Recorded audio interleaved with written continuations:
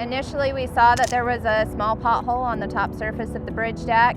Our crews went underneath and saw that it was going through the deck and had dropped a little bit of concrete underneath. Moved the deteriorated concrete out of the area. After all the bad concrete was removed, they came back in and put additional steel back into the deck. It's a lot of coordination that has to happen to get one of these repaired. It's a tough time of year when everybody's starting to take time off, but fortunately we had really good UDOT crews and contractor crews that were willing to jump out here and move really quickly and get this open back up.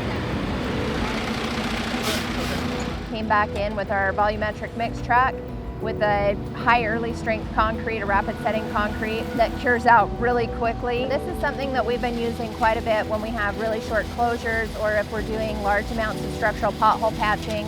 When we need to get in and out of an area quickly, this is a material we've been using for at least 4 or 5 years now. It's actually a little bit stronger than most of our traditional concrete.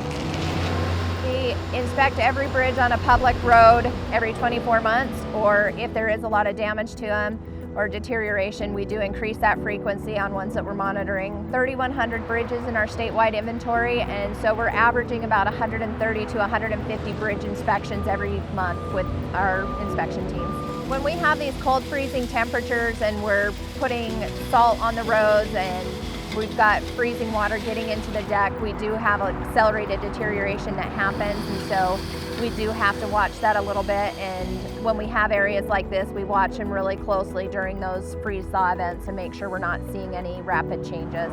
Anytime there is a safety concern, we understand that there could be pain in traffic and commutes and some of that, but we do always prioritize safety over anything else. And so if we felt like there was a structural concern or a safety concern, we would limit traffic or close traffic to make sure everybody's safe.